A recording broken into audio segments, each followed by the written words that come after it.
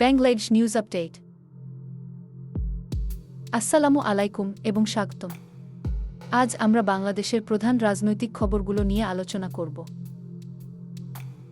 সম্প্রতি জাতীয় সংসদে একটি নতুন বিল উত্থাপন করা হয়েছে। বিলটি নিয়ে সরকারি ও বিরোধী দলের মধ্যে তীব্র বিতর্ক চলছে।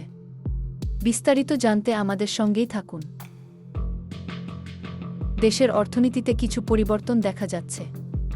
রপ্তানি আয় সামান্য বৃদ্ধি পেয়েছে, তবে আমদানি ব্যয়ও বেড়েছে। বিশেষজ্ঞরা মনে করছেন এই পরিস্থিতিতে সরকারকে দ্রুত পদক্ষেপ নিতে হবে। তারা মুদ্রাস্ফীতি নিয়ন্ত্রণে রাখার উপর জোর দিচ্ছেন। আজ বাংলা একাডেমিতে শুরু হয়েছে 3 দিনব্যাপী সাহিত্য উৎসব। দেশের বিভিন্ন প্রান্ত থেকে সাহিত্যিক ও সংস্কৃতি কর্মীরা এতে অংশ নিয়েছেন। এই উৎসবে কবিতা, গল্প, উপন্যাসসহ সাহিত্যের বিভিন্ন দিক নিয়ে আলোচনা করা হবে। এছাড়াও থাকছে গান ও নৃত্যের আয়োজন। আবহাওয়া অধিদপ্তর জানিয়েছে, আজ দেশের বিভিন্ন স্থানে হালকা থেকে মাঝারি বৃষ্টি হতে পারে। নদীবন্দরগুলোকে 1 নম্বর সতর্ক সংকেত দেখাতে বলা হয়েছে। সবাইকে সাবধানে থাকার অনুরোধ করা হচ্ছে।